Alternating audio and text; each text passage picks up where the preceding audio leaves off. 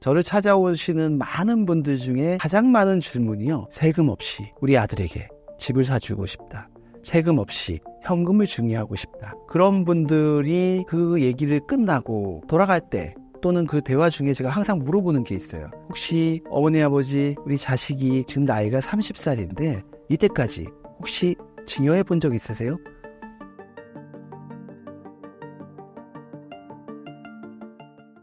부모가 자녀에게 현금을 증여할 때 세금 문제가 생길 수 있다고 하셨습니다. 세금을 피하기 위해 현금을 자녀에게 안전하게 증여하는 방법은 무엇인가요? 제가 지금 말씀드리는 건 엄청나게 큰 금액을 안전하게 주는 건 아니고요. 그래도 알뜰하게 현명하게 증여하는 방법에 대해서 오늘 한번 시작하겠습니다. 제가 국세청에서 22년을 근무하고요. 그리고 현재 개업 2년차 세무사인데요. 저를 찾아오시는 많은 분들 중에 가장 많은 질문이요. 바로 이거예요. 세금 없이 우리 아들에게 집을 사주고 싶다. 세금 없이 현금을 증여하고 싶다. 이게 인간의 본능인가 봐요. 그래서 그런 분들이 그 얘기를 끝나고 돌아갈 때 또는 그 대화 중에 제가 항상 물어보는 게 있어요. 혹시 어머니 아버지 우리 자식이 지금 나이가 30살인데 이때까지 혹시 증여해 본 적 있으세요? 그렇게 물어보면 하나같이 안 했는데요. 그걸 안 하다가 30세에 갑자기 집을 사주고 큰 금액을 증여해 주려면 그때는 사실 별 다른 방법이 없어요. 그래서 제가 여기서부터 얘기하는 서두는 꼭 꾸준히 현금을 증여하자 이 얘기를 하고요. 저는 솔직히 저하고 제 와이프는 지금 현재도 실행하고 있는 내용이니까 제 경험담이니까 한번 들어보시죠. 저 아이가 태어나서 지금 거의 20살인데요. 저희 아이가 태어날 때 이렇게 증여했어요. 저희 할아버지가 아이에게 2천만 원, 그리고 이모가 1천만 원. 이렇게 하면 3천만 원인데요. 제가 이 얘기를 하면 미성년자는 2천만 원인데 이렇게 말씀하시는 분들이 있거든요. 직계 존속이 비속인 미성년자에게 증여하면 2천만 원이 한도죠. 제가 3천만 원 그러면 100만 원 세금 낸 거 아니야? 이렇게 말씀하시는데 저희 이모가 이 친구한테 1천만 원을 실제로 해준 거죠. 그렇게 해서 3천만 원을 세금 없이 태어나자마자 증여할 수 있다는 거. 그렇게 되면 또 10년이 지나죠. 11살 때 또 3천을 증여할 수 있어요. 기본적인 로직은 똑같아요. 직계 존속으로부터 그리고 기타 친족으로부터 2천, 1,000 11살까지 이렇게 3천 증여할 수 있고요. 물론 세금 없이. 근데 이 아이의 그 다음 10년은 21살이에요. 21살은 이미 미성년자가 아니에요. 미성년자는 만 19세를 초과하면 그때부터 미성년자가 아니거든요.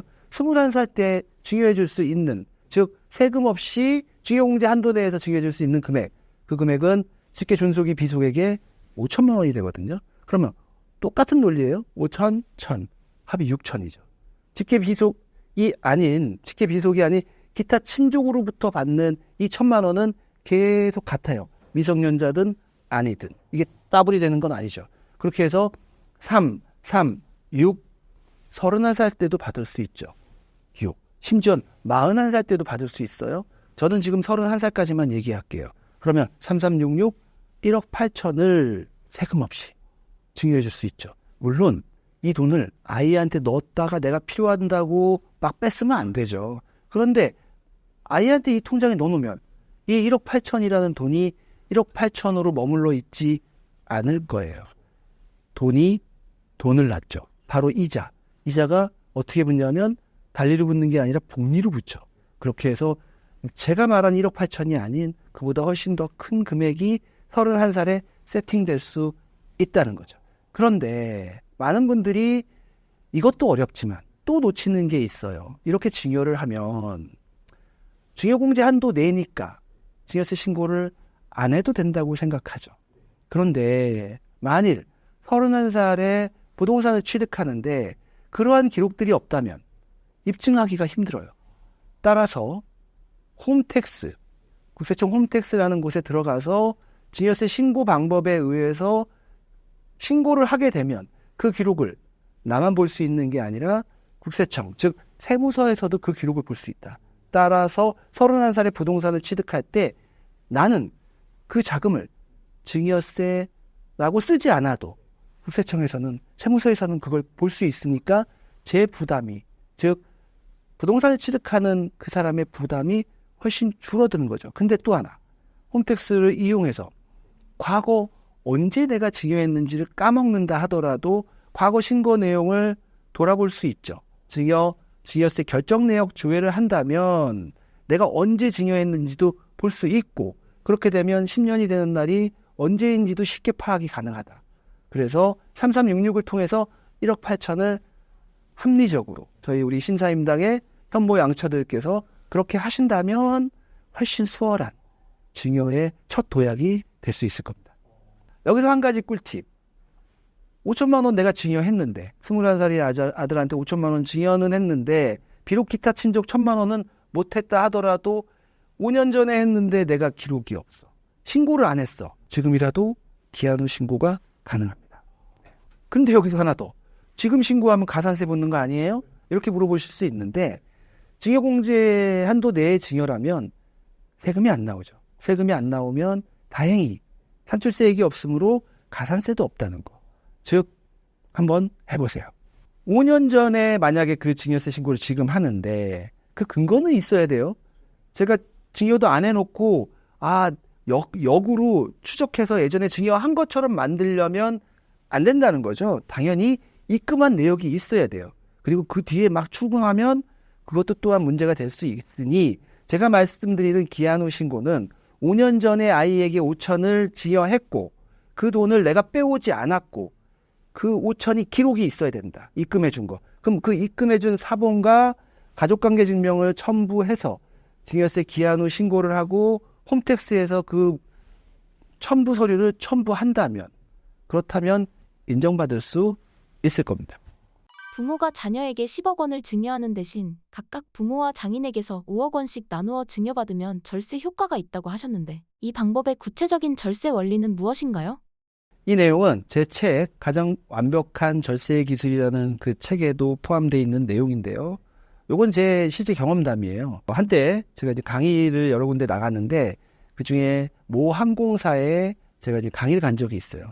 강의를 하고 약 30명 정도 되는 기장님들 앞에서 강의를 하고 저녁에 와서 업무를 보고 있는데 밤 10시쯤에 그 30명 중에 한 명인 그 기장님으로부터 전화가 왔어요.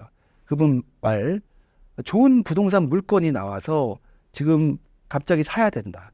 근데 자기는 돈이 없으니 내 부모님으로부터 그 돈을 좀 받아야 될 것 같다. 그래서 제가 차용하시게요?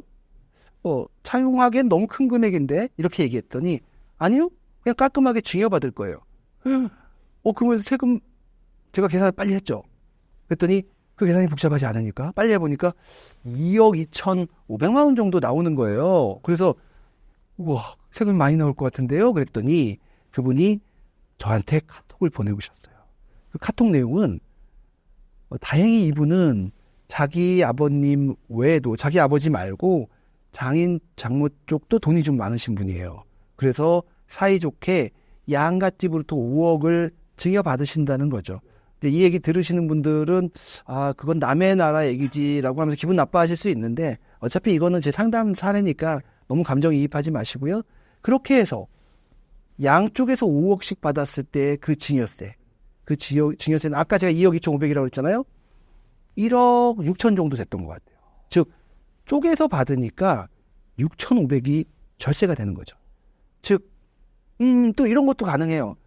장인 장모 쪽은 돈이 없어요. 그러면 내 아버지로부터 돈이 나오는데 과연 나만 증여받는 거와 내 아내까지.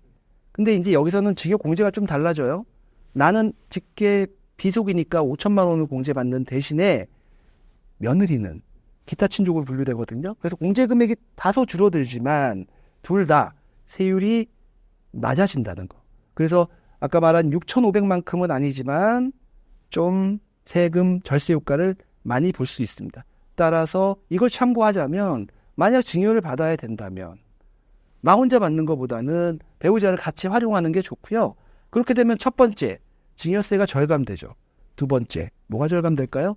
이 다음에 혼자 받았다면 이 가치가 20억, 30억 올라갈 수 있잖아요. 올라갈 때 그때 가서 아내한테 증여하려고 그러면 6억이 초과될 수 있어요. 그러면 중간에 넘기려면 증여세가 많이 나올 수 있을 걸. 아예 가격이 저렴할 때부터 어느 정도 증여세를 내고 받는다면 중간에 남편에서 아내로 넘길 때 내야 될 그 추가 증여세도 아낄 수 있고요.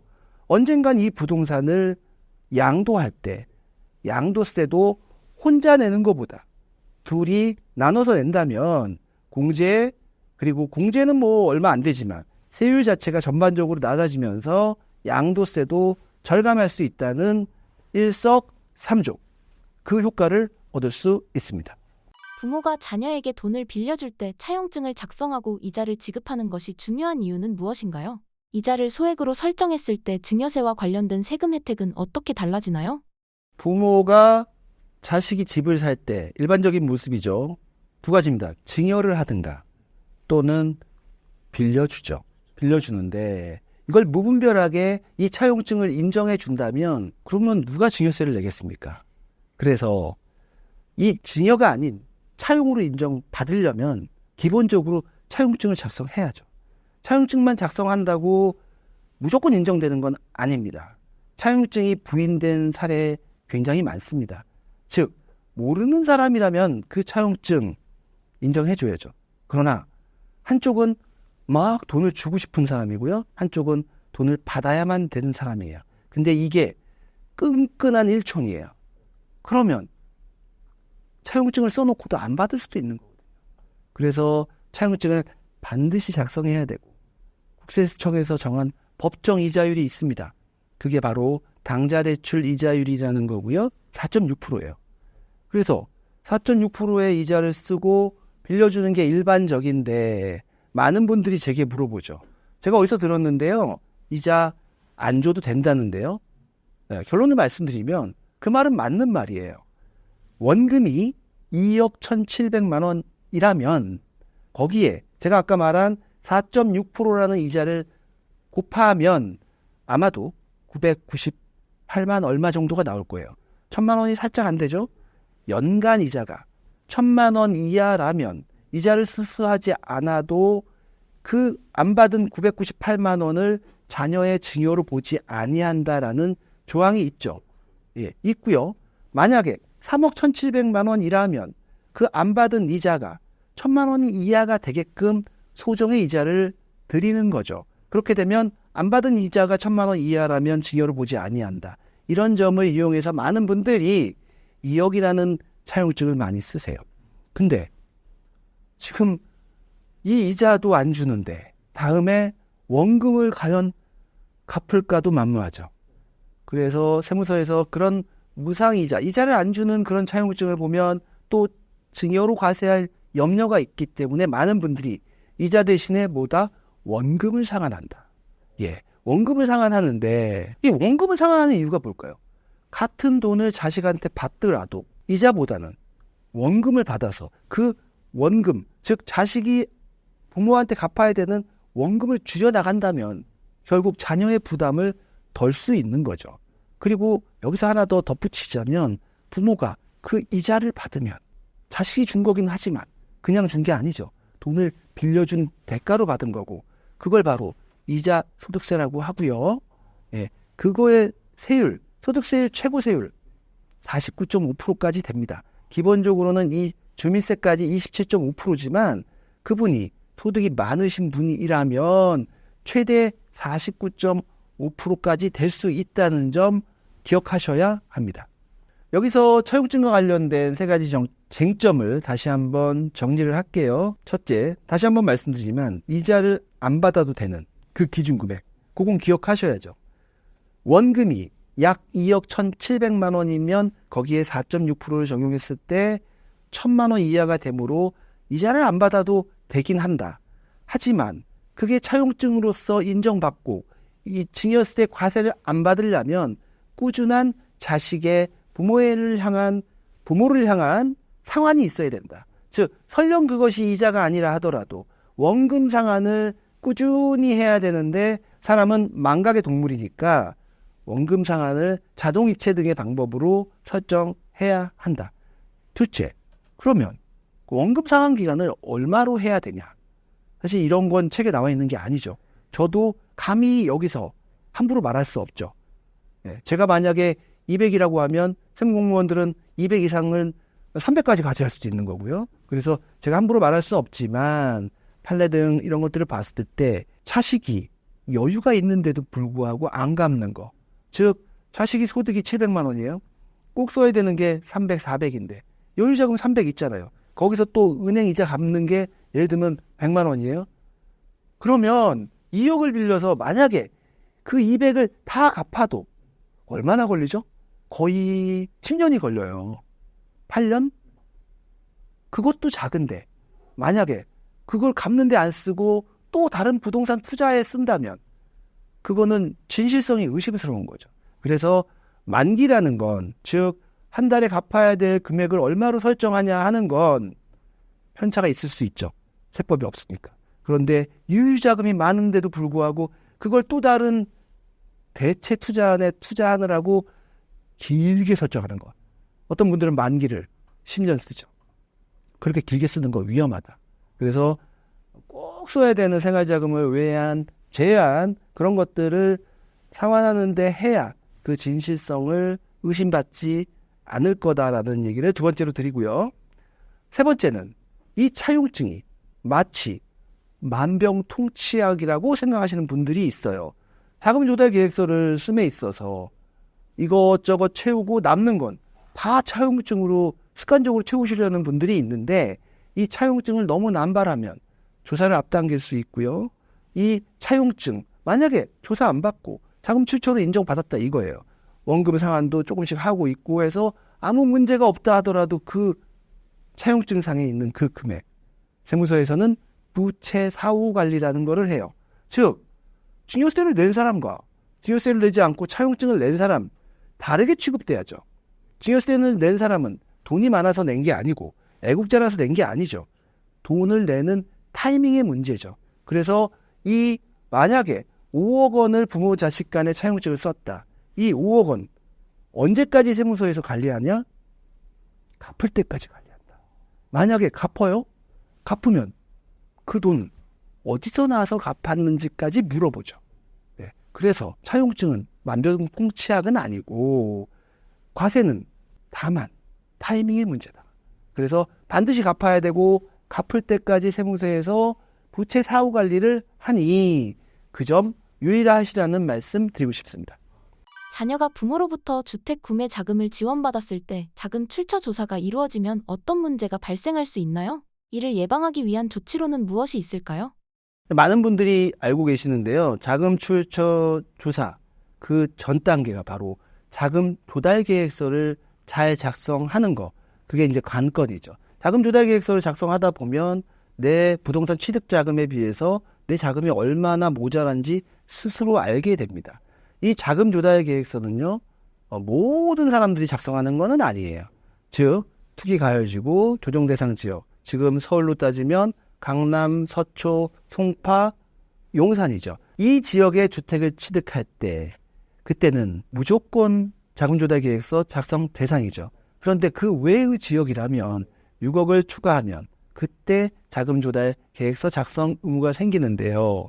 이 자금조달계획서는 부동산 매매 계약일로부터 잔금청산일이 아니죠. 계약일로부터 30일 이내에 지자체에 제출하게끔 돼 있습니다. 그런데 이 작성된 자금조달계획서를 검증하는 과정에서 세무서에서 자금 출처조사 대상으로 선정될 수 있습니다. 한마디로 얘기하면 제가 아까 말씀드린 것처럼 부동산 가액에 비해서 그 자금 출처가 모자라는 경우 또 제가 이렇게 얘기하면요. 얼마나 모자라야 조사 대상으로 선정되냐고 아마 댓글이 달릴 것 같은데 사실 그 정확한 지침은 없습니다. 세무서마다 다를 수 있고요. 또 지역마다 다를 수 있고 그 당시에 부동산을 사는 그 사람들의 수에 따라 또 다를 수 있어요.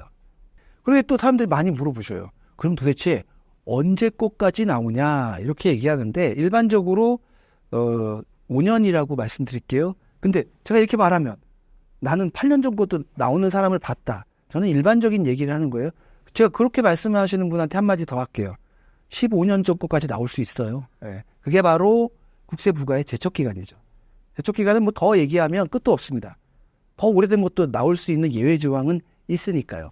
그래서 이런 자금 출처 조사 저도 받고 싶지 않죠. 조사받고 싶은 사람이 누가 있겠어요. 그러려면 어떻게 해야 되느냐.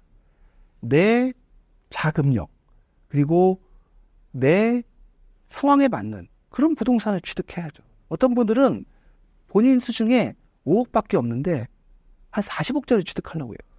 아무리 훌륭한 세무사랑 상담을 해도 그런 상황에서 안전하게 그런 분들 이렇게 얘기하거든요. 안전하게 이 부동산 5억으로 40억짜리 사고 싶은데 조사 안 나올 수 있는 그런 방법을 알려달래요. 제가 그런 방법을 알면 제가 여기 안 있죠. 예. 그냥 집에서 놀아도 될 거예요. 만약 그렇게 되면. 네. 근데 제가 아까 말씀드렸는지 모르겠는데 조사가 나오면 증여세 조사에서 멈추지 않을 수 있어요. 이 증여를 받은 게 확인이 됐는데 그 돈을 준 사람 또는 본인일 수도 있죠. 본인이 소득세 신고를 안 한 그 돈으로 부동산을 산 걸 그때 확인이 된다면 증여세에서 멈추지 않죠. 본인의 소득세 조사 그리고 그걸 준 사람 그 사람의 소득세 조사까지 번질 수 있으니까 정말 많은 분들이 조금 걱정하는 부분이죠. 그래서 이런 것들을 예방하려면 어떻게 한다?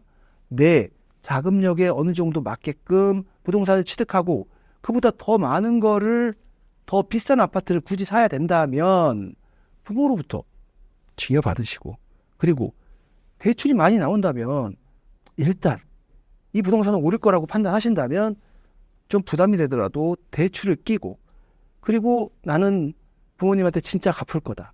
차용증을 쓰셔야죠. 그렇게 해서 자금 조달 계획서를 꼼꼼하게 내신다면 아무래도 자금 출처 조사를 받을 확률을 낮출 수 있지 않을까 이렇게 생각됩니다. 혼인공제와 출산공제를 중복해서 사용할 수 없는 이유가 무엇인가요?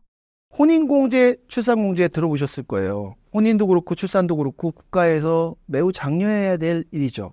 이게 왜 최근에 생겼는지 모르겠어요. 진작부터 있어야 될 내용인데 말이죠. 혼인, 결혼을 하면 그냥 사실혼이 아니죠. 혼인 신고일 전 2년, 후 2년, 이 4년 동안 양가라는 거는요, 남자, 여자라고 할게요. 신랑, 신부, 양가집에서 부모들이 1억씩 세금 없이 아까 제가 말한 3366과 별개예요. 별개의 1억을 또 받을 수 있다는 거죠. 그러면 혼인, 출산 나뉘어 있으니까 어떤 분들은 혼인 1억, 출산 1억 이렇게 생각하시는 분들이 있는데 그건 아니다. 국가에서 쓸 거면 조금 더 썼으면 좋았을 텐데 혼인, 출산 합해서 1억이에요. 그러면 어떤 걸 해야 되냐? 마음대로 하세요. 그런데 마음대로 하라 그러면 뭐래 어떻게 해야 될까요? 저 같으면 빨리 하는 걸 하겠어요. 근데 일반적으로 혼인이 먼저죠. 그래서 혼인 직전에 받을 수도 있어요. 꼭 혼인 신고하기 전에 제가 뭐라고 그랬죠? 2년 전에 받을 수 있다고 그랬죠. 근데 증여받고 2년 이내에 혼인을 안 하면 뭐 세금 내면 되죠. 뭐 그런 일이 없어야겠지만 이렇게 혼인 출산은 합해서 1억이다.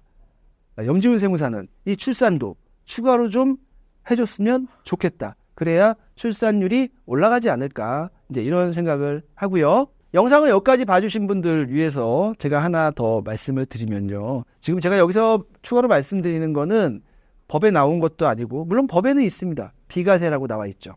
비과세에 나와 있는데 거기에 제가 이 얘기를 듣기 전에 먼저 기억해야 될 게 있습니다. 과연 사회통념. 사회통념이라는 거는 사실 법에 나와 있는 게 아니에요. 제 예로 들게요. 제가 결혼할 때 약 20년 전인데요. 20년이 조금 넘었는데 그때 제가 결혼식을 하면서 수많은 축의금이 들어왔죠. 제 앞으로 들어온 거예요. 제 부모님은 부모님이 가지셔야죠. 저한테 들어온 그 축의금. 제가 그 축의금 관리대장을 아직도 갖고 있단 말이에요. 뭐 그래야 또 갚을 거 아니에요? 그래서 그 축의금 관리대장을 갖고 있고 그때 그 현금 솔직히 제가 현금으로 제 통장에 입금했어요.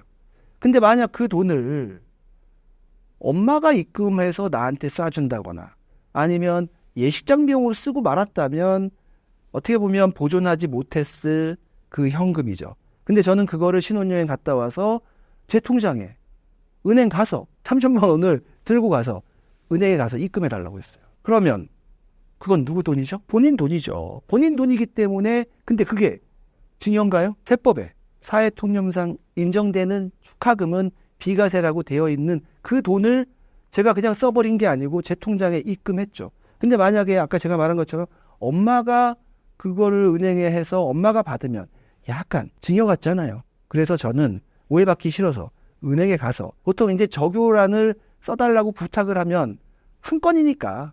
그리고 은행에서 그 돈을 갖고 가면 뭐라고 의심하죠? 이거 이상한 돈 아니냐 의심하겠죠.